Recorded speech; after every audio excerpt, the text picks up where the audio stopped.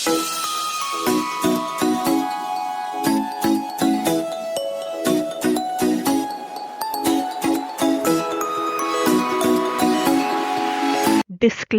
The content provided in this podcast is for informational purposes only and should not be construed as financial advice. Please consult with a qualified financial advisor before making any financial decisions. अस्वीकरण: इस podcast में दी गई जानकारी केवल सूचना के उद्देश्यों के लिए है और इससे वित्तीय सलाह के रूप में नहीं समझना चाहिए। कृपया किसी योग्य वित्तीय सलाहकार से परामर्श करें इससे पहले कि आप कोई वित्तीय निर्णय लें। धन्यवाद। नमस्ते, आप सबका स्वागत है हमारे पॉडकास्ट के इस नए एपिसोड में, जहां हम कुछ ऐसी बातें करेंगे जो हमें ले जाएगी खुशी की ओर। मैं हूं सुनीता राव, पुणे से, जो पिछले 15 साल से वेलनेस और थेरेपी के क्षेत्र में काम कर रही हूँ। नमस्ते, और मैं हूं अंकिता ओझा, बैंगलोर से, जो पिछले 6 साल से थेरेपी और वेलनेस की दुनिया के साथ जुड़ी है। चलिए आज की बातचीत शुरू करते हैं। आज का हमारा खुशी की ओर का टॉपिक है मनी मंत्रास, यानी कि धन के मंत्र।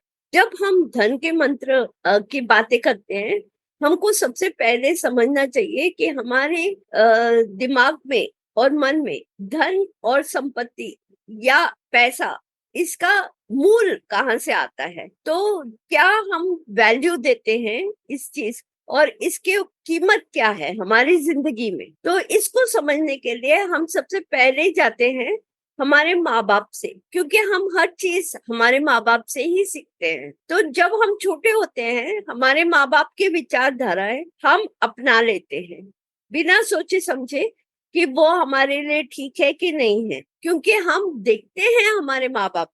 और वैसे भी बच्चे को क्या कहाँ समझ होती है पैसे की। जो चाहिए वो माँ बाप से मांग लेता है, और माँ बाप या तो लाके देते हैं या कहते हैं थोड़े ठहर जा, थोड़े दिन के बाद मिल जाती। तो बच्चे के दिमाग में कभी ये नहीं रहता है कि ये चीज पैसे से आती है, क्योंकि ये दुनिया में हमारे पास सिर्फ यही एक लेन देन का माध्यम है। जो हम कोई चीज खरीदना चाहते हैं तो हम पैसे देते हैं और उस चीज को ले लेते हैं। तो जो ये लेन देन का एक मार्ग हमको मिल गया है, तो उसके बारे में बच्चे समझते नहीं है। समझो माँ बाप रहते हैं किसी सोसाइटी में, कॉलोनी में, या जहां भी वो रह रहे हैं, वहां पे कोई अमीर घराने का आदमी के घर में रेड पड़ती है। तो माँ बाप के मन में धारणा हो जाती है इतना भी पैसे नहीं कमाना चाहिए कि हमारे घर में रेड पड़ जाए। उल्टा तो वो अपने बारे में सोचने लगते हैं कि रुपया सबसे बर्बादी का कारण है, और कभी किसी के घर में पैसे की किल्लत है, कमी है, तो वो हमेशा यही सोचता रहता है कि मुझे और कमाना चाहिए, मुझे और कमाना चाहिए। तो सबसे बड़ा रुपया बन जाता है। तो बच्चा यही चीजें अपने माँ बाप से सीखता है, या तो रुपया बर्बादी का कारण है या सबसे बड़ा रुपया। जब बर्बादी का कारण होता है तो बच्चा जब बड़ा हो जाता है, तब वो अपने लिए उतना ही कमाएगा जितना वो आराम से जी सके, पर उससे ज्यादा नहीं कमाएगा। तो वो एक सीलिंग बन जाती है, और उस सीलिंग के नीचे ही कमाएगा, क्योंकि ज्यादा पैसे होगा तो उसके मन में एक विचार है कि मेरे घर में भी रेड पड़ेगी, तो मुझे उतना पैसा नहीं कमाने का। तो उसके कारण भी कई लोगों का कमाने की शक्ति जो है वो सीमित रह जाती है। और अगर माँ बाप ने सिखाया सबसे बड़ा रुपया, तो बच्चा पैसे की होड़ में लगा रहता है। हर चीज पैसे के माप तोड़ करके ही आगे बढ़ता है। तो पैसा जो चीज है वो सिर्फ लेन देन का है, पर हम उसको क्या कीमत देते हैं पैसे की, और या क्या कीमत लगाते हैं हम पैसे की, तो वो हमारा नजरिया बन जाता है पैसे का। तो पैसा एक अच्छा मुलाजिम है अगर हम उसको समझे, पर वो एक बुरा मालिक है अगर हम उसे ना समझे। जी बिल्कुल सुनीता जी, सही कहा आपने। जब हम बच्चे होते हैं हमारी सारे विचार, सारी धारणाएं हम अपने माँ बाप से सीखते हैं, या हम अपने स्कूल में हमारे दोस्तों से सीखते हैं। किस तरह के हम स्कूल में जा रहे हैं, पढ़ रहे हैं, वहां हमारे टीचर्स कैसे हैं। कई बार हम अपने माँ बाप की बातें सुनते हैं। कितनी बार माँ बाप, हम मजाक उड़ाते हैं कि हमारे माँ बाप हमें बोलते हैं पैसे पेड़ पे लगते हैं क्या, तो ऐसे जो उनके ख्याल रहते हैं हम उन्हीं के ख्यालों को अपना लेते हैं। और कितनी बार रिश्तेदार कुछ कह जाते हैं कि जैसे पैसा नहीं है इनके पास, या इनके पास तो बहुत पैसा है, जिससे कि बुरी नजर लगती है, या ऐसा ऐसे ऐसे भी कुछ धारणाएं होती है जो हमें एक्चुअली रोकता है पैसे को एक हेल्दी तरह से देखने में। और जैसे अगर देखा जाए हमारी जिंदगी के अलग अलग एरियाज हैं, जैसे रिश्ते हैं, हमारी सेहत है, या हमारा करियर है, पैशंस है, उसी तरह पैसा भी एक माध्यम है। और अगर हम उस पैसे को उस माध्यम की तरह से देखेंगे तो हम उसकी एनर्जी को भी बहुत न्यूट्रल तरह से देख पाएंगे। जैसे आपने कहा, ना हम उसको मतलब अपना मालिक समझेंगे, ना ही हम उसको अपना मुलाजिम समझेंगे, हम उसको एक बहुत ही न्यूट्रल वे में देख पाएंगे।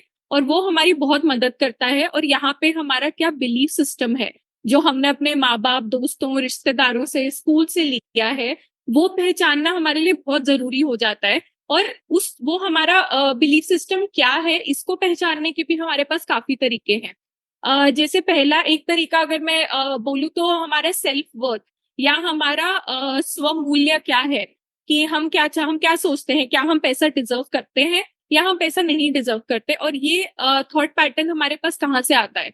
तो अगर हम एक छोटा एग्जाम्पल लें कि हम एक नौकरी करते हैं जहाँ पे हमें 8 घंटे का काम करने के लिए मानिए 100 रुपए मिलते हैं।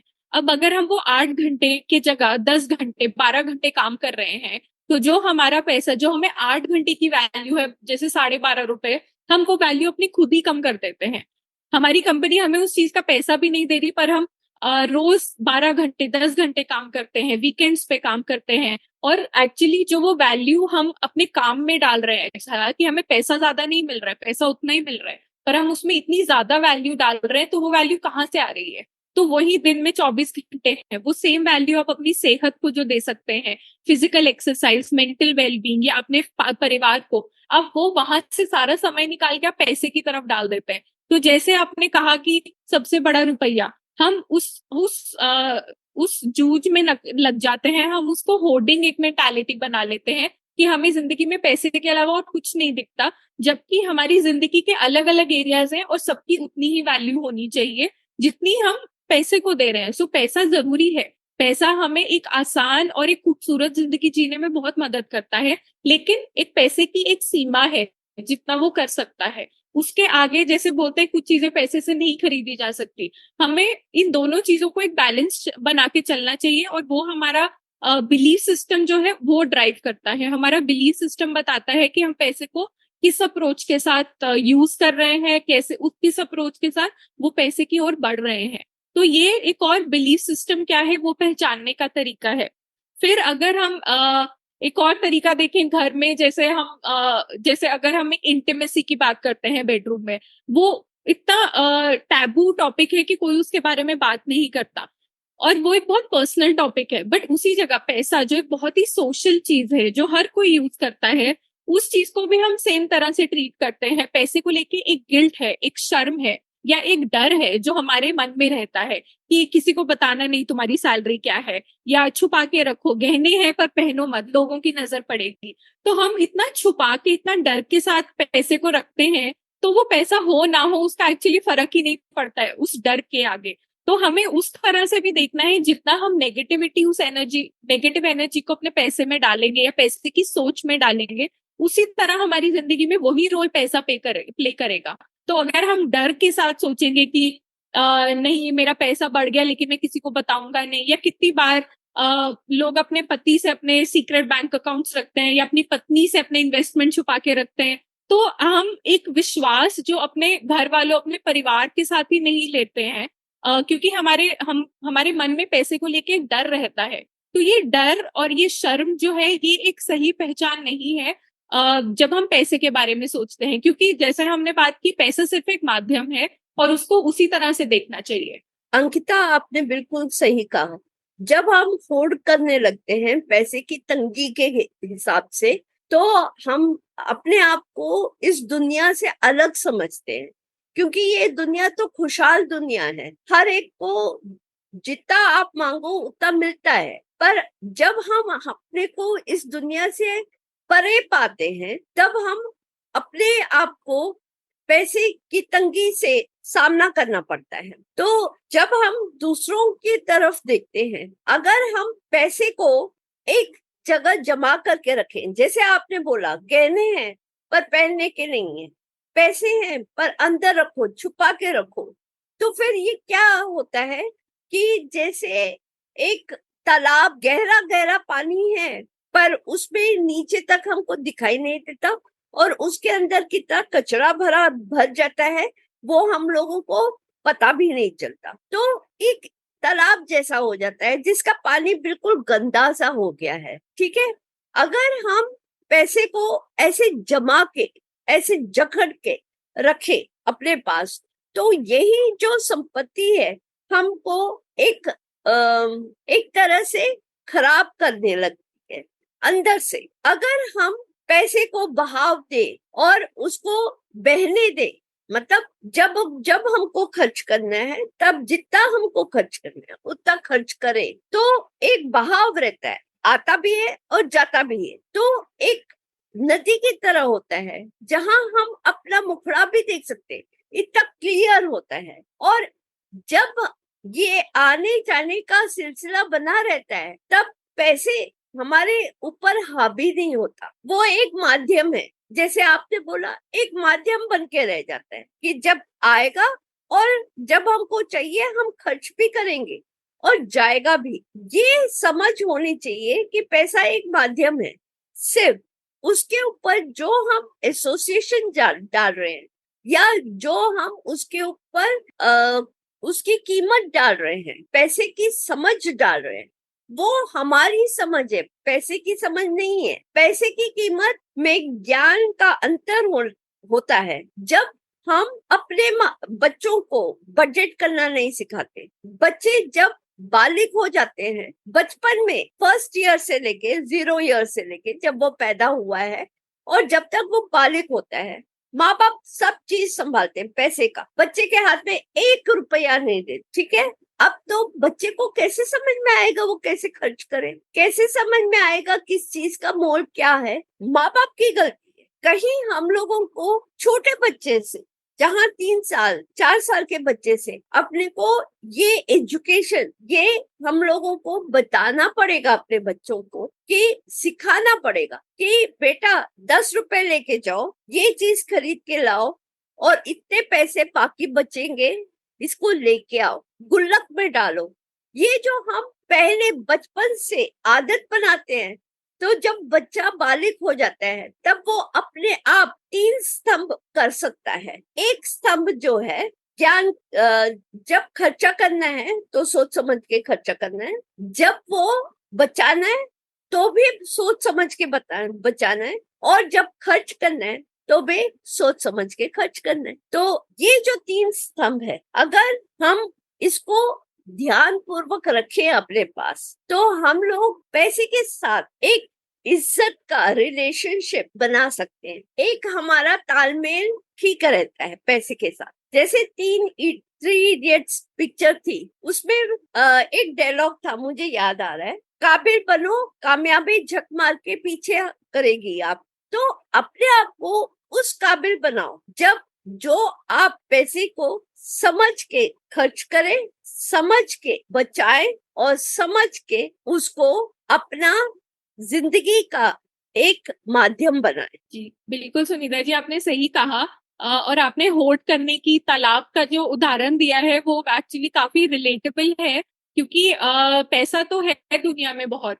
एक तरह हम ये भी सुनते हैं कि पैसा बनाने के लिए पैसा होना जरूरी है, लेकिन अगर हम यहाँ पे बहुत आजकल जैसे अंबानी वेडिंग का बहुत ज्यादा डिस्कशन चलता है, तो हम हमेशा देखते हैं अरे अंबानी इसके पास कितना पैसा है, और ऑब्वियसली उनके पास पैसा है इसके लिए वो और पैसा बना पा रहे हैं। और जैसे कि लोग बोलते हैं कि the rich get richer, the poor get poorer. तो ये एक बहुत समझिए जो बहुत ज्यादा लोगों के मन में है कि आपको पैसा बनाने के लिए पैसे की जरूरत है। लेकिन अगर आप अंबानी फैमिली का ही एग्जाम्पल लें और धीरू भाई अंबानी का एग्जाम्पल लें, तो उनके पिता एक स्कूल टीचर थे। वो धीरू भाई अंबानी एक्चुअली ऐसे फैमिली से नहीं आए जहाँ पे बहुत पैसा था, लेकिन ऐसा बैकग्राउंड ना होते हुए भी उन्होंने एक्चुअली अपना एक अस्तित्व बनाया, अपने एम्बिशन, अपनी इंटेलिजेंस, अपनी मेहनत से उन्होंने एक्चुअली ना ही अपने लिए पैसा जोड़ा पर अपने परिवार के लिए भी पैसा जोड़ा। तो हम हमेशा जब देखते हैं किसी अमीर फैमिली को, हम देखते हैं अरे इनके पास बहुत पैसा है, तो हम उनको उस समय देख रहे हैं या उस समय जज कर रहे हैं जब उनके पास पैसा है। लेकिन जो उनकी शुरुआत है वो हम उनकी शुरुआत को नहीं देखते, क्योंकि शुरुआत को देखने में लगता है कि अरे ये तो मैं भी कर सकता हूँ, लेकिन कोई वो मैं विश्वास नहीं करना चाहता। क्योंकि हम और ना ही अंबानी, हमारे आसपास एक्चुअली कितने सारे सक्सेस स्टोरीज होते हैं जो एक्चुअली लोगों की रोज नौकरियां लगती हैं। कितने लोग हैं जो अपने माता पिता को एक बहुत ही पावरिश बैकग्राउंड से निकाल कर अपने परिवार को, अपने रिश्तेदारों को निकाल कर लेके जाते हैं। कितने लोग हैं जो देश के बाहर भी जाते हैं। तो इतने सारे सक्सेस स्टोरीज हमारे पास है, लेकिन एक्चुअली बहुत आसान रास्ता होता है सोचना कि अरे पैसा बनाने के लिए तो पैसे की जरूरत है। तो कई बार ऐसे कुछ बिलीफ सिस्टम्स, ऐसे कुछ विचार हमारे होते हैं जो हमारे रास्ते में रुकावट लेके आते हैं। और जैसे आपने बच्चों की बात की, उसी तरह हमको ये भी देखना है, अगर हम देखें कि हमारे माँ बाप ने हमें क्या शिक्षा दी है पैसे को लेके, तो अगर देखा जाए तो उनके माँ बाप ने उन्हें कुछ शिक्षा दी होगी, फिर उनके माँ बाप ने उनको कुछ शिक्षा दी होगी, और इसी तरह आते आते अब हमारे ऊपर वो हम सेम शिक्षा लेके चल रहे हैं। तो अभी हमें देखना है कि क्या हम अपनी पीढ़ियों का जो विश्वास है पैसे को लेके या विचार है, क्या हम इस विचार को अपने साथ आगे ले जाके अपनी अगली पीढ़ी को देंगे, या हम इतना साहस रखते हैं कि अब हम इस विचार को बदलें और हम अपनी आगे आने वाली पीढ़ियों के लिए उस विचार का बदलाव करें। तो यहाँ पे आपका सेल्फ टॉक क्या है मनी को लेके? क्या आप सोचते हैं कि नहीं नहीं, अरे 400 की आइसक्रीम बहुत महंगी है, मैं नहीं खाऊंगा, या फिर आप सोचते हैं कि नहीं इतनी बड़ी गाड़ी तो पैसा बर्बादी है, मैं नहीं खरीदूंगा, या 5 करोड़ का घर तो मैं ले ही नहीं सकता, ये तो मेरी औकात के बाहर है? क्या आप अपने आप से अपने मन में ये सब बातें करते हैं, या आप अपने आप को बोलते हैं कि अरे 5 करोड़ का घर तो क्या हो गया, थोड़ी मेहनत थोड़ी प्लानिंग की जरूरत है, ये तो मैं ले सकता हूँ, या फिर ठीक है 400 रुपए की आइसक्रीम है तो क्या प्रॉब्लम है, ये मैं खा सकता हूँ, थोड़ा सा सेविंग की जरूरत है, थोड़ा स्मार्टनेस की जरूरत है, लेकिन एक्चुअली मैं अपने सारे ख्वाब पूरे कर सकता हूँ। तो दोनों केसेस में एक्चुअली आपका पैसा खर्च नहीं हो रहा है, लेकिन आपकी सोच बदल रही है। तो दोनों तरह से अगर आप ये सोचते हैं कि कुछ चीजें आपकी पहुंच के बाहर हैं, वो भी एक सोच है, और अगर आप ये सोचते हैं कि आपकी दुनिया में कोई भी चीज आपकी पहुंच के बाहर नहीं है, वो भी एक तरह की सोच है। और जो दूसरी सोच है वो आपके लिए बहुत सारे दरवाजे खोलती है। तो आपको ये आइडेंटिफाई करना है कि आप खुद के साथ जो पैसे को लेके बात करते हैं, जो आपका इंटरनल डायलॉग रोज का है, वो क्या डायलॉग है, और वो भी आपको काफी तरह समझने में मदद करता है कि आप दुनिया को किस नजरिए से देख रहे हैं, और वो नजरिया आपकी मदद करता है। तो ये भी एक तरह से आपको एक तरीका है आपका बिलीफ सिस्टम पहचानने के लिए। तो मेरे ख्याल से सुनीता जी। अंकिता, आपने जो बोला उसके ऊपर मुझे एक कहावत याद आई है, अगर जेब में हो तो सबसे बड़ी ताकत बन सकती है पैसा, अगर दिमाग पे चढ़ जाए तो सबसे बड़ी कमजोरी बन सकती है पैसा। तो ये पैसे के बारे में जब हम बात करते हैं, हम लोगों को बेफिजूल खर्चा कर लेते हैं, और कई बार हम लोगों को समझ में नहीं आता कि हम पैसा खर्च कर करें, अगर है तो किस तरह से खर्च करें। जैसे मैंने पहले एग्जाम्पल बताया था कि माँ बाप बच्चों को पैसे के लेन देन में बिल्कुल शामिल नहीं करते। जब वो विकसित हो जाते हैं तब सडनली उनके पास पैसे आते हैं और उनको समझ में नहीं आता कि वो क्या करें। तो कई बच्चे जो हैं बेवकूफी के खर्चे में लगे रहते हैं, इंस्टेंट ग्रेटिफिकेशन, आज चाहिए आज खरीद लिया। और ये जो है हर एक आदमी को डेट ट्रैप में डालता है। डेट ट्रैप मतलब जहां उसको कर्ज उठाना पड़ता है। कई बच्चे चाहे गांव में हो, चाहे शहर में हो, चाहे बड़े से मेट्रो में रहते हो, वो सारे लोग क्रेडिट कार्ड पे पैसे लेते हैं। तो क्रेडिट कार्ड इस तरह से हो जाता है, जैसे मैं एग्जांपल देती हूँ, शोले में डकैत था कालिया, जब वो गांव वालों के धमकाता है अपना सारा अनाज ले आओ, तब गांव वाले बोलते हैं। तो जब ये कालिया जो है क्रेडिट कार्ड, वो आ जाते हैं और वो कहते हैं अपना सारा पैसा ले आओ। और हम जैसे गांव वाले बनते हैं और कहते हैं माई बाप जितना था सब लाया हूँ आपके लिए, तो हम सारा पैसा क्रेडिट कार्ड में डाल देते हैं। बच्चों को आमदनी जितना है उतना ही खर्चा करना आना चाहिए। अगर नहीं करें तो वैसे ही होता है जैसे वो कहावत है, आमदनी अठन्नी और खर्चा रुपया। तो हम कर्ज के नीचे दबते चले जाते हैं, और जब हम इस कर्ज के नीचे दबते चले जाते हैं फिर वो एक विशेष साइकिल बन जाता है। हम उससे फिर बाहर निकलने का कोई रास्ता हमको मिलता नहीं है और हम ढूंढ भी नहीं पाते, क्योंकि हर बार तनख्वाह आएगी तो हमको फिर क्रेडिट कार्ड में डालना पड़ेगा और हमारे पास पैसे नहीं बचेगा, फिर हम किसी से उधार लेंगे, फिर वही सेम चक्कर में फंस जाते हैं। इसीलिए बुजुर्गों ने हम लोगों को एक बहुत अच्छा समझाया है कि जितनी चादर हो उतना ही पैर फैलाना चाहिए। तो अगर हमारे पास इतनी सीमित है, जो भी हमारी सैलरी है, जो भी हमको महीने का भुगतान मिलता है, वो उसी में हम जीने का कोशिश करें। और वो 3 स्तंभों के बारे में भी मैंने बताया कि कितना हमको रखने का है, कितना खर्चा करने का है और कितना किसी और को दान पुण्य या किसी चीज में हम लोगों को खुशी से देने का है। ये 3 समझ और बजट अगर हम करें और हम समझें कि ये क्यों करने का है, तो हम फिर इस जो चक्कर में है ना, चक्रव्यूह में फंसते नहीं, पैसे का चक्रव्यूह में नहीं फंसते। जी बिल्कुल। तो एक स्वीडिश कहावत है, स्वीडन एक जगह का नाम है, उधर की कहावत है कि जो जरूरत ना हो फिर भी खरीदता है वो अपने भविष्य से चुरा कर रख रहा है। तो मतलब इंग्लिश में उसको बताती हूँ, he who buys what he does not need steals from himself। तो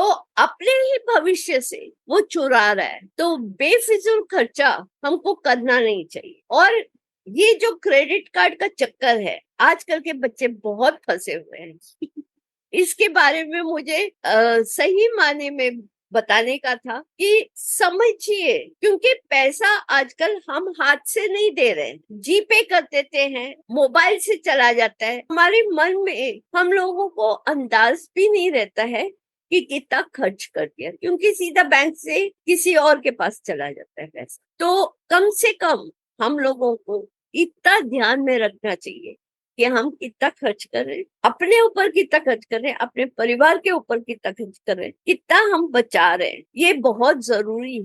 जी बिल्कुल सुनीता जी, आपने जो क्रेडिट कार्ड की बात कही है, ये तो आप आजकल के बच्चों की बात करिए, मैं भी उन्हीं का एक हिस्सा हूँ मुझे काफी समय निकला इस साइकिल में से निकलने के लिए, क्योंकि मैं भी ऐसा किया करती थी एक समय तक। और लेकिन धीरे धीरे करके थोड़ा औरों से मदद लेके बातचीत करके मैंने समझा। अंकिता, आपने बोला कि आप भी इस चक्रव्यूह से निकल गए हो, बहुत अच्छी बात है, और उसके लिए मैं आपको बहुत कंग्रेचुलेट करना चाहती हूँ कि आप उसमें से निकल गए। कई लोग बहुत फंसे रहते हैं। और एक और धारणा है हमारे इस पैसे को लेके, कई लोग सुख साधन का या संन्यास का जीवन, ये 2 चीजों में अंतर करना भूल जाते हैं। हम इस संसार में, इस दुनियादारी में निभाने के लिए आए हैं और यहाँ रह रहे हैं, तो हमको तो निभाना पड़ेगा। घर संसार चलाने के लिए हमको पैसा कमाना तो पड़ेगा, जीने के लिए तो पैसा चाहिए, और हमारे सुख साधन के लिए भी हमको पैसा चाहिए। सन्यासी नहीं बन सकते हैं और कहें कि पैसा सब मुसीबतों का जड़ है, ये तो हम नहीं कह सकते हैं। पैसा हमको हमारे सुख साधन देता है, और अगर हम सब सन्यासी बन गए तो संसार को चक्र कैसे चलेगा, कैसे आगे बढ़ेगा, ये समझ आना चाहिए। कई लोग हैं जो कोई सर्विस दे रहा है उसके लिए माप तोल करते हैं। अगर सब्जी भी खरीद रहे हैं तो भी माप तोल कर रहे हैं। हाँ, करना चाहिए, बहुत ज्यादा है तो थोड़ा बहुत कम करना चाहिए। पर वो गरीब है, इंसान बैठा हुआ है, उसके 4-6 सब्जियां खरीद रखा हुआ है, उसके पास आप माप तोल करके 1 रुपया बचा के आप क्या कर लेंगे? आपको क्या मिलेगा? अगर वो अपना घर चला रहा है, तो अगर आपको अपना घर चलाने के लिए तो पैसे चाहिए, तो उसको भी अपने घर चलाने के लिए पैसे चाहिए। इसी प्रकार अगर हम कोई चीज सर्विस में लेते हैं, किसी के पास जाते हैं, तो माप तोल क्यों करते हैं? वो भी तो बैठा हुआ है, चाहे वो कोई भी हो, डॉक्टर हो, टीचर हो, कुछ और चीज बेच रहा हो, हम लोग जाके कहते हैं थोड़ा डिस्काउंट दे, थोड़ा ये कर, थोड़ा वो कर, थोड़ा तो कम कर। अगर हम हमारी चीज जो भी हम काम कर रहे हैं उसको वैल्यू नहीं करते ना, उसके बारे में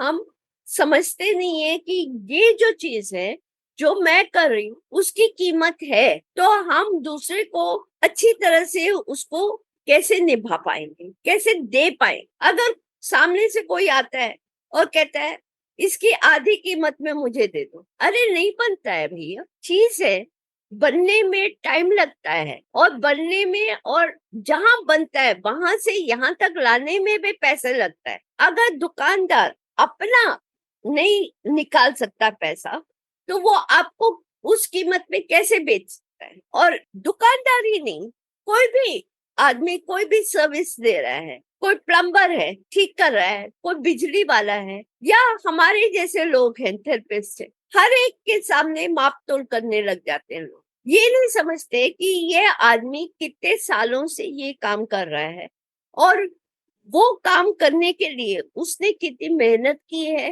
कितना समय बिताया है, और उसका नॉलेज उस चीज में कितना है। तो ये 10, 100 रुपए, 200 रुपए बचा के आपको क्या मिलेगा? तो आप अपना वैल्यू नहीं कर रहे हैं और दूसरे का भी वैल्यू नहीं कर। सो ये भी समझना बहुत जरूरी कि पैसे से अपना वैल्यू नहीं, दूसरों का भी वैल्यू होता है। और इसके कारण हम लोगों को एक माइंडसेट बना के रखना चाहिए, एक विचारधारा, कि जो जिस कीमत पे लगा हुआ है और कह रहा है कि भैया ये चीज ये कीमत की है, अगर तुम ले सकते हो, तुम्हारे पास पैसे ले लो, नहीं है तो जाओ ढूंढो, मार्केट में हर प्रकार की चीजें हैं, हर क्या वैल्यू की चीज मिलती है, आपको जिस वैल्यू की जो चीज मिलती है वो वहां पे लो। पर जाके 5 स्टार होटल में चाय की कीमत मत लगाओ। तो कभी भी हम 5 स्टार होटल में जाते हैं, कभी नेगोशिएट नहीं करते,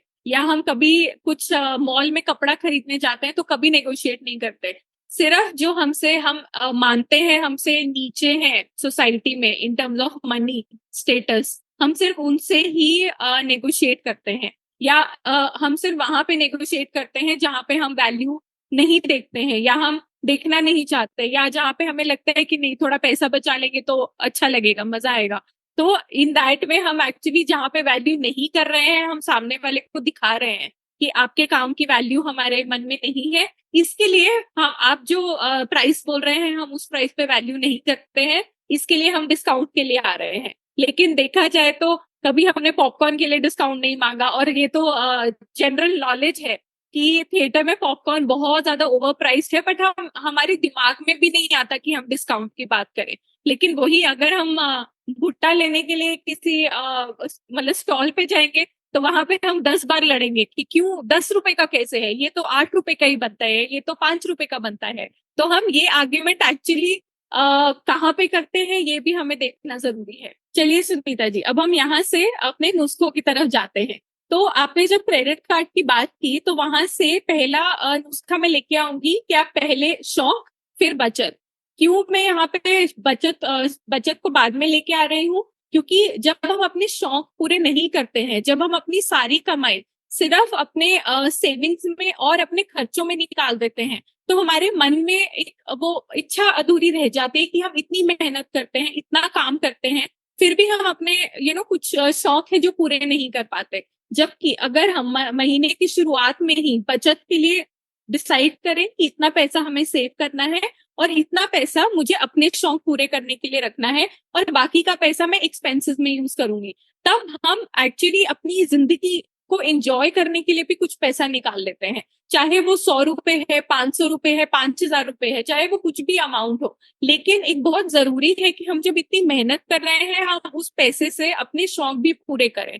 तो वो अमाउंट को साइड पे रखना बहुत जरूरी है, ताकि हम अपने आप को एक तरह से मतलब रिवॉर्ड कर सके, क्योंकि पैसा कमाना आसान चीज तो है नहीं। पूरा दिन हम लोग कितना काम करते हैं, कितनी मेहनत करते हैं, कितनी बार एक जगह पे पूरा दिन बैठे रहते हैं बिना कहीं हिले डुले, कितनी बार बॉस की बातें सुनते हैं, इतना ट्रैवल करके आते जाते हैं। तो पैसा कमाना एक्चुअली बहुत मुश्किल चीज है, और ये बहुत अच्छा है कि आप सेव करें।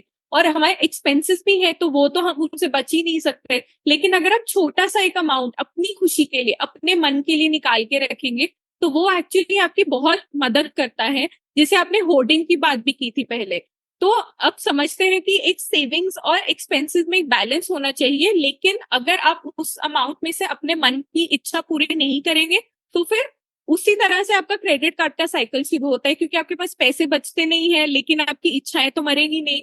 तो उस चक्कर में फिर आप क्रेडिट कार्ड की तरफ भागते हैं। तो इंस्टेड कि आप अपने इच्छाओं को मारते रहे कि नहीं नहीं नहीं, और फिर एक दिन वो इच्छाएं आपके खर्चों से बढ़ जाती हैं।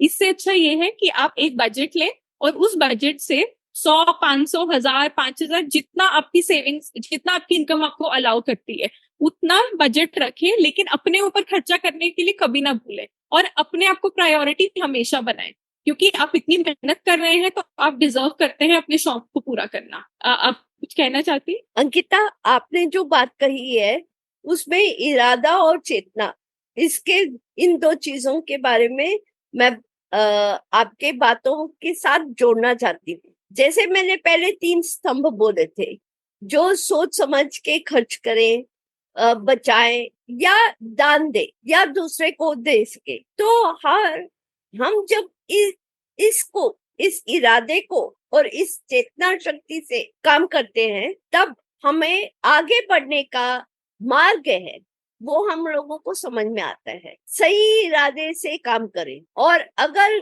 इरादा गलत हो जाए तो फिर हम वही चक्रव्यूह, डेट का चक्रव्यूह में फंस जाते हैं। कभी कभी जैसे आपने बोला, अभिव्यक्ति और संतुष्टि, इसके बारे में भी हम लोगों को सोचना चाहिए। जब हम पैसे को हमारा मालिक बना लेते हैं, तब से पैसे के पीछे ही भागते रहते हैं। और जब हम सिर्फ पैसा एक कारण ले लेते हैं कि हमारे ऊपर वो हावी होने लगता है, हमारी संतुष्टि सिर्फ पैसे से पूर्ण करने की कोशिश करते रहते हैं। अगर हम इसको इतना महत्व ना दें, और हम कई और भी चीजें हैं, जैसे आपने बोला हॉबीज है, हमारा हेल्थ है, और जो हमारे घर के लोग हैं या हमारे फ्रेंड्स हैं, उनके साथ टाइम बिताएं, तो वो भी हमारी एक खुशी का कारण बन सकता है। जब आप अपने परिवार, दोस्तों से मिलते हैं, तब जो संतुष्टि आपको मिलती है अपने मन के लिए, उसका कोई मोल नहीं है, उसको पैसे से तोलने का नहीं है। अपने मन में पैसा मत भरो, अपने मन में जिंदगी भरो। ये तो बहुत ही खूबसूरत थॉट है सुनीता जी। अपने मन में पैसा मत भरो, अपने मन में खूबसूरती भरो। बहुत बढ़िया। तो आगे मैं एक और नुस्खा देती हूँ कि जब हम सेवा भाव रखते हैं और दान शक्ति रखते हैं अपने साथ में, तो बिना खिटखिट किए हुए हम टैक्स भरते हैं और दूसरों को दान भी देते हैं। लाइक कोई मंदिर में, कोई गरीब को, कोई चैरिटी के लिए। तो हम लोग क्या कर रहे हैं, बेसिकली क्या कर रहे हैं, हम अपना धर्म निभा रहे हैं, हम अपना ड्यूटी निभा रहे हैं। इस पूरे देश में हम जी रहे हैं, और ये देश हमको बहुत कुछ देता है। जैसे सड़कें सरकार बना के देती है, सड़कें देती हैं, एयरपोर्ट देती है, रेलवे स्टेशन देती है, और बहुत सारी सुख सुविधाएं देती है। अगर हम संकोच करते हैं टैक्स भरने के लिए, और टैक्स की हम चुराते हैं पैसे, तो हम अच्छे नागरिक नहीं बनते, अच्छे सिटीजन नहीं बनते, और हमारा जो ड्यूटी है, धर्म है, वो हम नहीं निभा सकते।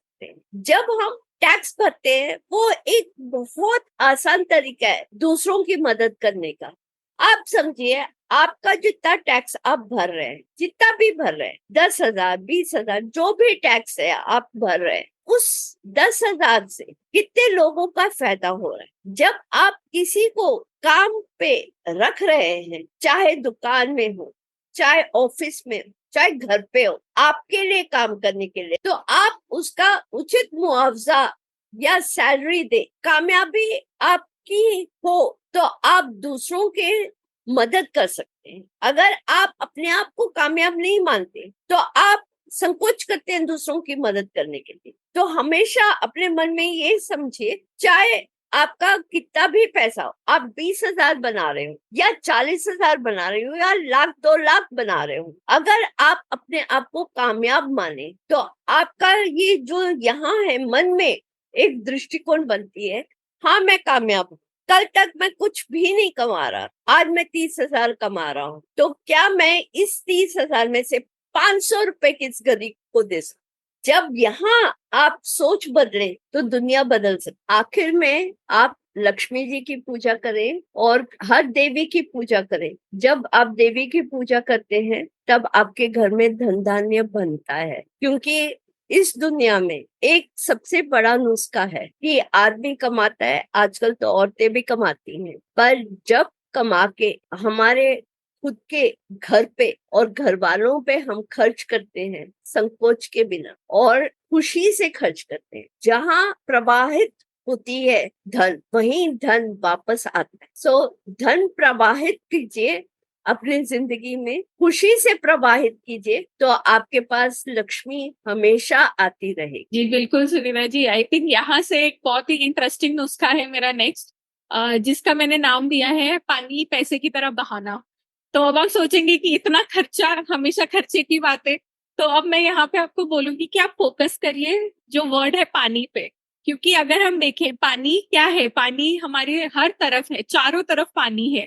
अगर आप पृथ्वी को देखेंगे ऑलमोस्ट 70% पृथ्वी जो है वो पानी से भरी है। आप ह्यूमन बॉडी को देखेंगे तो वहां पे हर जगह पानी है, और लिटरली पानी तो आसमान से भी बहता है, जमीन से भी निकलता है। तो पानी की जो एनर्जी है वो बहुत ज्यादा अबंडेंट है, बहुत ज्यादा फ्री फ्लोइंग है। लेकिन हम जब बोलते हैं पानी पैसे की तरह बहा जा रहा है, तो हम ये देख रहे हैं कि पानी पैसा जा तो रहा है लेकिन हमारे कंट्रोल से बाहर जा रहा है। लेकिन अगर आप उसको देखेंगे कि मैं पानी की तरह पैसा इंटेंशनली बहाती हूँ, इसका मतलब ये कि मैं समझती हूँ, जैसे आपने शुरुआत में कहा था सुनीता जी, कि पानी की तरह पानी की वृत्ति है बहना, और पानी तो बहेगा। अगर आप उसको रोकने की कोशिश करेंगे, आप एक्चुअली उसका अबंडेंट नेचर देखने से आप मना कर रहे हैं। तो जैसे आप सेवा भाव की बात है, या अपने खर्चों की बात है, या अपने शौक पूरे करने की बात है, अगर आप पानी की तरह अपने मनी को भी उस अबंडेंट माइंडसेट के साथ देखेंगे, अगर आप उसकी उस मनी अगर आप पानी की उस एनर्जी के साथ मैच करेंगे, तो पानी आपकी जिंदगी में, पानी का बहाव कभी नहीं रुकेगा। और जैसे आपने पहले कहा था, आप एक जो क्लैरिटी होती है, जैसे हम एक बहती नदी को देखते हैं तो उसमें कितनी क्लैरिटी होती है, और वही अगर हम एक रुकी हुई नदी को या एक पॉन्ड को देखते हैं तो वहां पे हमें दिखता है क्लैरिटी नहीं है। तो जितना आप एक एनर्जेटिक मैच बनाएंगे उस अबंडेंट एनर्जी के साथ, मनी भी आपकी जिंदगी में वैसे ही आएगा। तो अगर आप वो एनर्जेटिक मैच बना सकते हैं, और उसके क्या तरीके हैं, ग्रैटिट्यूड आप कर सकते हैं। आप ये देख सकते हैं कि आपके कितने सपने हैं जो आप पूरे कर चुके हैं, कितनी चीजें हैं जो एक समय आपको लगी थी कि ये तो बहुत बड़ी चीज है, ये पता नहीं जिंदगी में मैं कभी कर पाऊंगी या नहीं, लेकिन एक्चुअली आपने वो आपके गोल्स पूरे हुए हैं, और आपको पता भी नहीं चला कि कैसे पूरे हो गए। जैसे हम बात करते हैं लिटरली नोटों की बरसात हो गई, पानी तो आसमान से टपक रहा है। तो उसी तरह अगर आप मनी की अबंडेंट एनर्जी के साथ अपना मेल बना के रखते हैं, तो उसी तरह आपकी जिंदगी में कहाँ से कब पैसा आएगा आप खुद नहीं जान पाएंगे। आपको खुद समझ में नहीं आएगा कि कहाँ से कभी आपको नई अपॉर्चुनिटी मिलेगी, कभी आपको नए कमाने के जरिए आपके लिए खुलेंगे, कभी नए और तरीके खुलेंगे, आपके इन्वेस्टमेंट्स में फायदा होगा। तो लेकिन ये आपके वाइब्रेशन पे डिपेंड करता है, और वो वाइब्रेशन में कंट्रीब्यूट करने के लिए ग्रैटिट्यूड सबसे ज्यादा इंपॉर्टेंट चीज है। और यहाँ पे ही मैं एक और नुस्खा देना चाहूंगी, जिसका मैं नाम देती हूँ गोल या गोल। तो एक तरफ है इंग्लिश वाला गोल, यानी कि जो आप अचीव करना चाहते हैं, और दूसरी तरफ हिंदी वाला गोल, यानी कि शून्य। तो यहाँ पे आपको ये देखना है जो आपके गोल्स हैं, जो आप अचीव करना चाहते हैं, क्या वो आपके खुद के गोल्स हैं। जैसे सुनीता जी आपने कहा कि पैसे को मन में ना भरिए, खुशियों को भरिए। तो जो आप गोल्स देख रहे हैं अपनी जिंदगी में, क्या वो आपके खुद के गोल्स हैं। अगर आप एक बहुत बड़ा मकान चाहते हैं, क्या आप सच में वो मकान चाहते हैं, कि आपने किसी और का देखा है वो बड़ा मकान और आप इसके लिए वो मकान चाहते हैं। कितनी बार हम ऐसे गोल्स की तरफ अपने एफर्ट्स और एनर्जीज डालते हैं जो हमारे खुद के हैं ही नहीं, जो हम दूसरों को देख के वहां से सीखते हैं कि उसके पास है इसके लिए मुझे चाहिए। तो जब आप ऐसी चीजों में एफर्ट डालते हैं तो वो क्योंकि आपका गोल है ही नहीं तो वो पूरा भी नहीं होगा और उस चीज में आप एकदम हताश भी हो जाते हैं। लेकिन अगर आप अपने खुद के गोल्स की तरफ बढ़ते हैं, खुद के गोल्स की तरफ एनर्जी एफर्ट डालते हैं, तो उन एरियाज में अगर आपको कहीं ना कहीं कुछ रुकावट आती है, रिजेक्शन मिलता है, तो आप उससे घबराते नहीं हैं। आपको लगता है कि नहीं कोई बात नहीं, आज रिजेक्शन मिला तो मैं फिर इस तरफ बढ़ूंगा। तो इस तरह आप पहचान सकते हैं कि कौन सा गोल आपका है और कौन सा गोल है। तो यहाँ पे आपको वो पहचानना है, तो वो उस तरह से आप अपनी एनर्जी सही जगह पे डालेंगे और वो आपकी बहुत मदद करेगा। तो यहाँ पे अगर मैं एक एग्जाम्पल दूं, जब मैंने पहली बार विजन बोर्ड के बारे में पढ़ा था तो मैं एकदम एक्साइटेड होके मैंने अपने विजन बोर्ड में एक बड़े से बंगले की फोटो डाली थी, जहां पे ऐसे 3 स्टोरी का घर है, नीचे बड़ा सा स्विमिंग पूल है और इतना बड़ा सा बैल्कनी है, और वो मेरे विजन बोर्ड में था। लेकिन अभी हाल ही में 1 साल पहले कुछ मैंने रियलाइज किया कि ऐसा घर तो मुझे चाहिए नहीं, मैं 3 मंजिला घर का क्या करूंगी, मतलब, और वो इतना बड़ा घर हो जाएगा कि लिटरली मुझे अपने घर वालों को ढूंढने निकलना पड़ेगा कि कौन कहाँ है।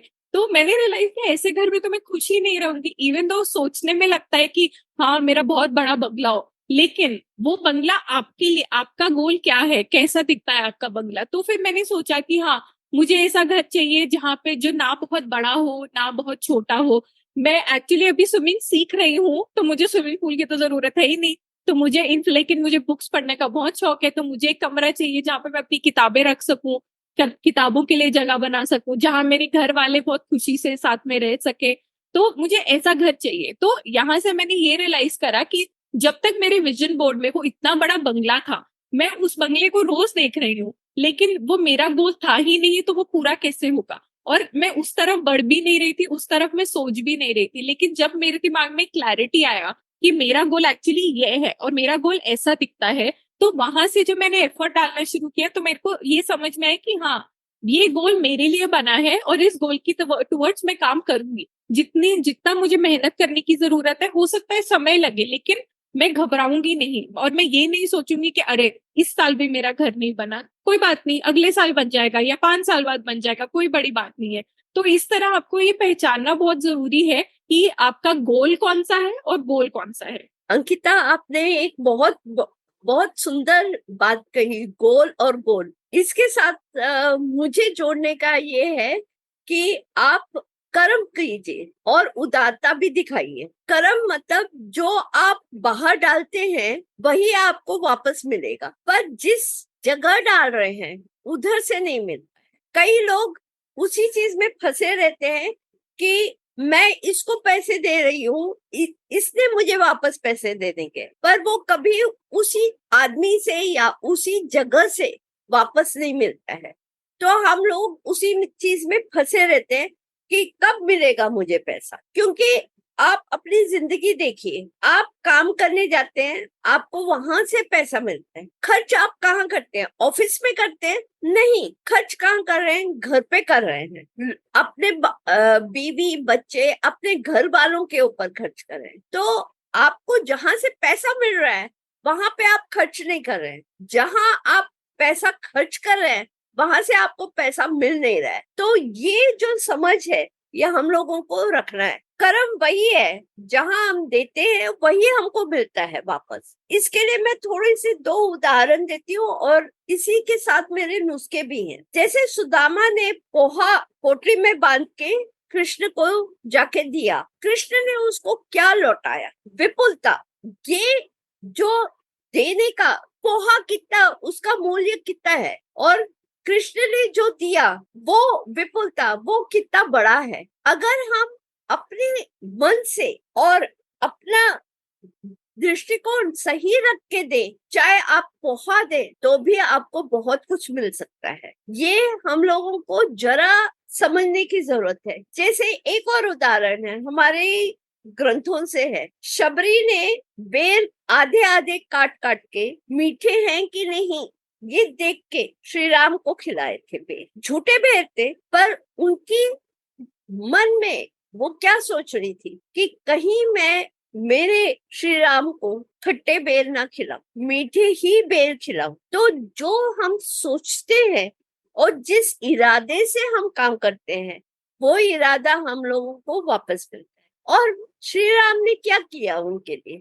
उनको मोक्ष का द्वार खोल दिया। इसी तरह से आपकी खुशहाली भी आपके पास आ जाएगी अगर हम दूसरों के ऊपर आभार प्रकट करें। और जो पैसा है जिससे हम वस्तुएं खरीद रहे हैं, जो हमारी जिंदगी को सरल बना रहा है और जिससे हम जिंदगी में अच्छी अच्छी चीजें कर पा रहे हैं, अच्छी अच्छी चीजें खरीद पा रहे हैं, अगर हम एक आभार बना के रखें, एक ग्रेटिट्यूड की नजर से पैसे को देखें, तो फिर वैसे ही हमारा जिंदगी बनेगा। जैसी करनी वैसे भरनी। जब पैसा दे दूसरे को तो अपने मन में इरादा रखे, ये पैसा दोनों के लिए खुशहाली लाए। मैं तो अपने मन में बोलती हूँ, जब भी किसी को भी पैसा देती हूँ, चाहे वो दुकानदार की, चाहे वो मेरी काम वाली बाई को हो, चाहे रिक्शे वाले को हो, या जीपे कर रही हूँ, तब भी मैं ये जैसे ही क्लिक करती हूँ, मैं बोलती हूँ अपने आप मन में कि ये पैसा आपको खुशहाल बनाए और मुझको भी खुशहाल बनाए। इंग्लिश में हम इसको बोल सकते हैं, I bless this money to bring abundance to you and to me. क्योंकि जिस तरीके से, जिस इरादे से आप कुछ दुनिया में डालते, उसी इरादे से आपको वो वापस मिले। तो ये नुस्खा आप जरूर अपनाएं अपनी जिंदगी में। और कई मनी मंत्रास में आपको कई सारी एफर्मेशंस मिल जाएंगी। इंटरनेट पे भरे पड़े हैं एफर्मेशन, जो आप रोज कर सकते हैं। और जैसे जैसे आपका मन और आपकी समझ सही होती जाएगी, वैसे वैसे आपका पैसा आना भी सरल होता जाएगा और आप समझ बूझ के साथ इसको खर्च भी करते जाएंगे। जी बिल्कुल सुनीता जी, इससे मुझे एक और बात याद आई कि मैंने एक बार एक दीपक चोपड़ा जी का एक कोर्स, एक दिन का कुछ वर्कशॉप अटेंड किया था, ऑफलाइन कुछ मेडिटेशन वर्कशॉप था, जिसमें वो एक बहुत अच्छा ऐसा ही नुस्खा देते हैं, जिसमें वो बोलते हैं कि आप अपने सारे बिल्स को संभाल के रखिए। और ये मैंने भी काफी समय तक ये प्रैक्टिस की है और एक्चुअली मैं अभी भी काफी बार वो करती हूँ। तो आप बेसिकली अपने हर खर्चे को आप एक इन्वेस्टमेंट की तरह से ट्रीट करिए। तो अपने हर बिल को आप ऐसे सोचिए कि आप अपने ऊपर इन्वेस्टमेंट कर रहे हैं, या अगर आपके काम से रिलेटेड है तो अपने काम में इन्वेस्टमेंट कर रहे हैं। और हर बिल के ऊपर एक एफर्मेशन मैं लिखा करती थी, जिसमें जो बेसिकली वो एफर्मेशन था, every rupee that I invest in myself comes back to me 100 times। मतलब कि हर एक रुपया जो मैं अपने ऊपर इन्वेस्ट कर रही हूँ, वो मेरे पास वापस 100 गुना बढ़ के आएगा। तो जब आप हर खर्चे को खर्चा ना समझ के इन्वेस्टमेंट समझेंगे, तो वो एक्चुअली आप जब इन्वेस्टमेंट का मतलब यही होता है कि आप इन्वेस्ट करें और आपके पास पैसा वापस आए। तो जब आप हर खर्चे को इन्वेस्टमेंट की नजर से देखते हैं, तो वो आप बाहर ये एनर्जी डाल रहे हैं कि ये मैं इन्वेस्ट कर रही हूँ और ये तो मेरे पास वापस आएगा ही।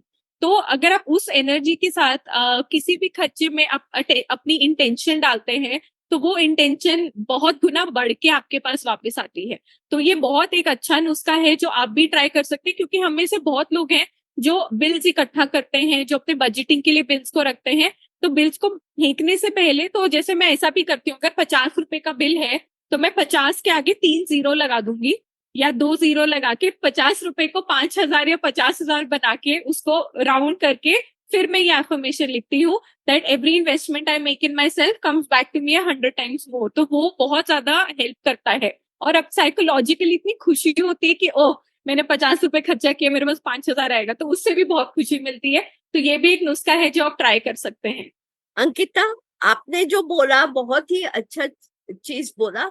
और जो मैं एफर्मेशंस की बात कर रही थी, ये एफर्मेशंस आप हिंदी में बोल सकते हैं। जैसे मेरे पास हमेशा पैसा रहता है और जब भी मैं खर्च करती हूँ पैसा, तो उससे ज्यादा पैसा मेरे पास वापस आ जाता है। अपनी सोच में से भी ज्यादा पैसा आकर्षित कर सकते हैं जब हम अपनी सोच बदल दें। तो जैसे जैसे हम सोच बदलने लगते हैं, वैसे वैसे हमारे पास पैसा टिकने लगता है। जीवन में जब भी हम अपने आप से उदास हो जाते हैं, क्योंकि हमारे पास पैसे नहीं है। सिर्फ एफर्मेशंस के साथ हम वापस वो फ्लो जो आपने कहा, एक प्रवाह, वो प्रवाह वापस चालू कर सकते हैं।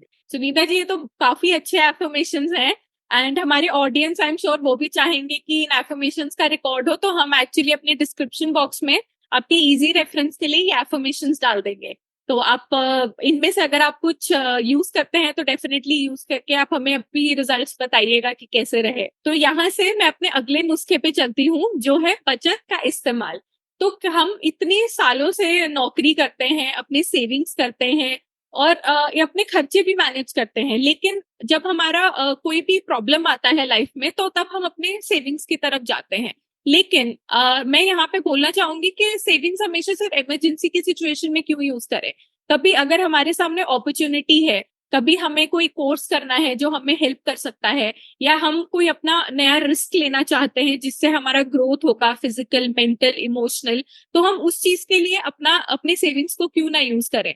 तो वहां पे सेविंग्स, क्योंकि हम इतने सालों से सेविंग्स कर रहे हैं या हम अपनी बचत इसलिए करते हैं ताकि वो हमारे काम आ सके, लेकिन एक मिडिल क्लास मेंटालिटी रहती है कि नहीं, बचत को हाथ ना लगाए, बचत सिर्फ मुश्किल समय के लिए है। तो यहाँ पे ये जरूरी होता है कि अगर एक्चुअली आपके पास कोई अपॉर्चुनिटी है, कोई नया दरवाजा आपके लिए खुल रहा है, तो वहां पे आप उस पैसे को अपने लिए इस्तेमाल करें और एक डोर अपने लिए खोलें और इस मेंटालिटी से निकले कि हाँ, जब तक कोई बहुत बड़ी परेशानी नहीं आएगी तब तक हम अपने पैसे को हाथ नहीं लगाएंगे। तो जब हम अपना एक्चुअली पैसा कमा रहे हैं तो हम अगर इस मेंटालिटी से सेविंग्स करेंगे कि नहीं, बुरा समय आएगा तो ही पैसा यूज होगा, तो फिर आप एक्चुअली ऐसा कुछ मैनिफेस्ट भी कर सकते हैं। लेकिन अगर आप सोचेंगे कि ये मेरा पैसा है जो मैंने बचत की है और जब जरूरत होगी तब ये बचत वाले पैसे को मैं इस्तेमाल कर सकती हूँ, तो वहां पे आपको ये पैसा मदद भी कर सकता है। तो ये एक बहुत अच्छा नुस्खा है जहां पे आप अपने खुद का सपोर्ट सिस्टम बन सकते हैं। इंस्टेड जैसे कितनी बार मैंने देखा है कि लोगों को लगता है कि सेविंग्स को हाथ मत लगाओ लेकिन लोन ले लो। तो ऐसे समय में आप देखिए कि क्या ऑप्शन आपके लिए बेटर है, क्या लोन लेना बेटर है या सेविंग्स यूज करना बेटर है।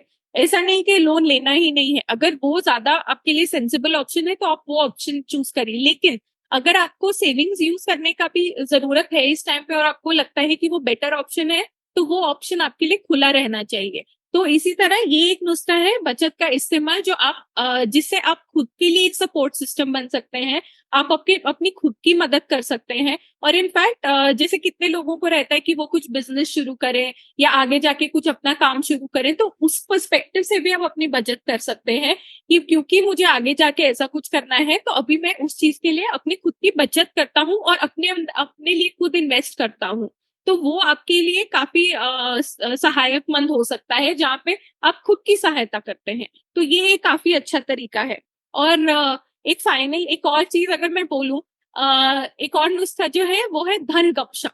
तो जिसका मतलब ये है कि आप जैसे अपने दोस्तों के बारे में बातें करते हैं, आप अपने रिश्तों के बारे में बातें करते हैं, सेहत के बारे में बातें करते हैं अपने दोस्तों से, तो ये गपशप से क्या होता है कि आप अपने दोस्तों को सोल्यूशन दे पाते हैं और आप उनसे भी बहुत चीजें सीख पाते हैं।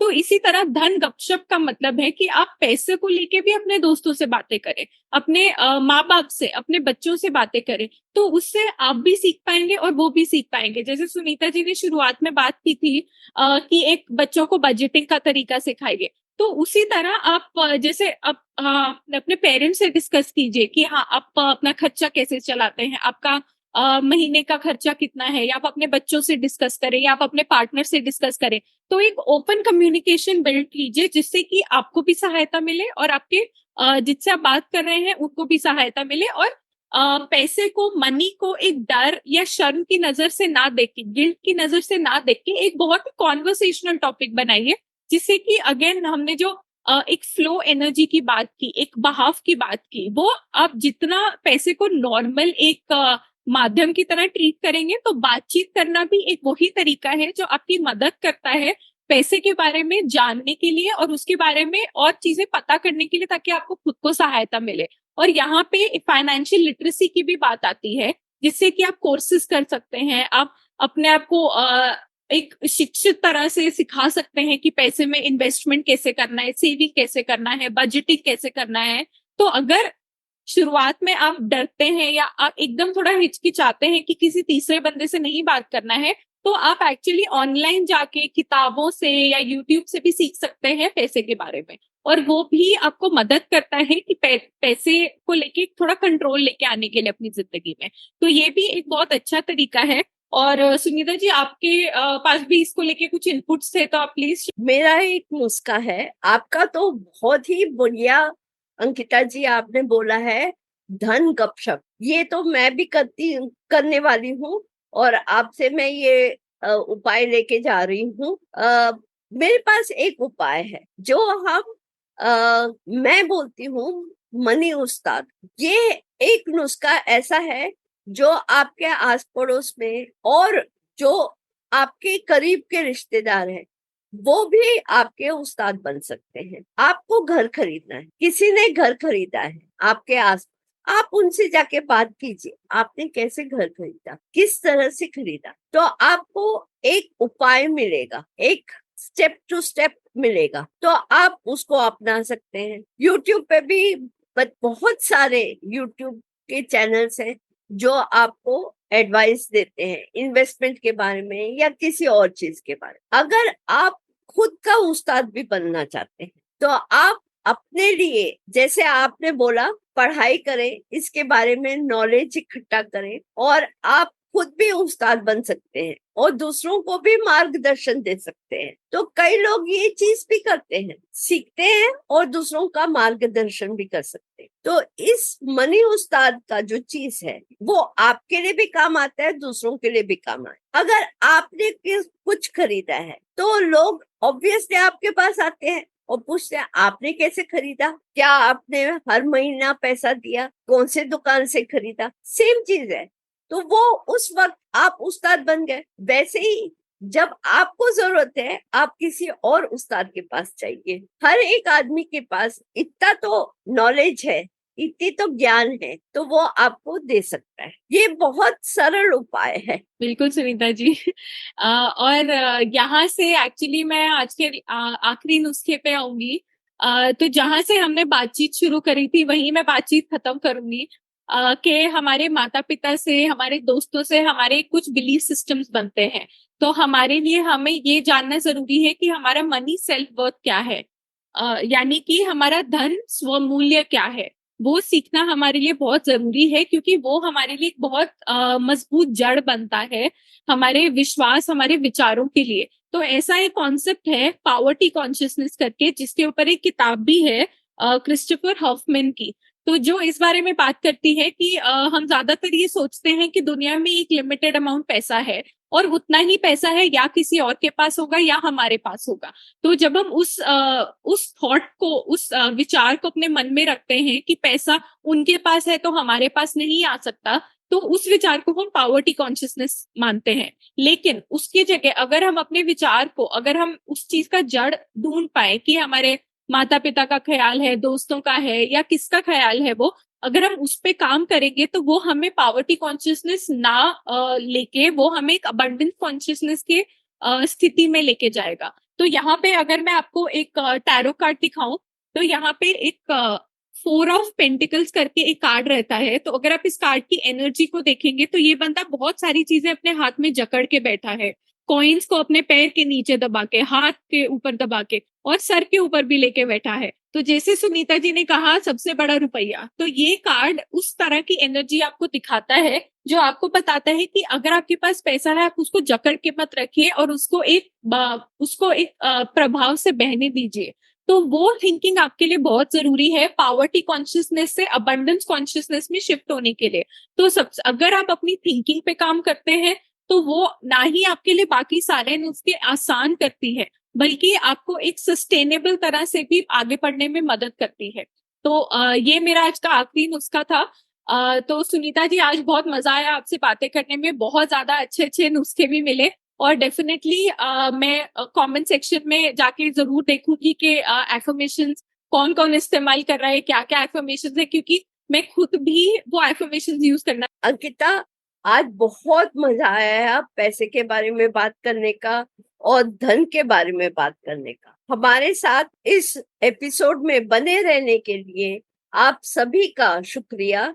आशा है कि आपको इस पॉडकास्ट में कुछ सहानुभूति, समझ और नए रास्ते धन के बारे में मिले होंगे। आप अपने जिंदगी में इन मनी मंत्रास को अपनाएं और आपकी जिंदगी कैसे बदल रही है उसके बारे में हमें जरूर कमेंट सेक्शन में लिखें, ताकि हमारी पूरी खुशी की और कम्युनिटी उसका फायदा उठा सके। इस एपिसोड को जरूर लाइक करें और हमारे चैनल को सब्सक्राइब करें और बेल आइकन को जरूर दबाएं, ताकि नए एपिसोड आपको सबसे पहले मिलते रहे। हमारे इस प्रयास में कुछ लोगों का हाथ है जिनका हम तहे दिल से शुक्रगुजार हैं। Zoom recordings, Wondershare Filmora, Canva, Auphonic. हमारे इस एपिसोड की धुन है Happy Diary by Audio Stock. आपको ये episode YouTube, Spotify, Amazon Music, Jio Saavn और गूगल पॉडकास्ट के माध्यम से पहुंच रहा है। हमसे आप इंस्टाग्राम पे @खुशी की ओर यानी कि @KHUSHIKIOAR और फेसबुक पे भी जुड़ सकते हैं। ये पॉडकास्ट अंतकरना प्रोडक्शंस की पेशकश है। हमसे जुड़े रहिए और बढ़ते रहिए खुशी की ओर। नमस्ते।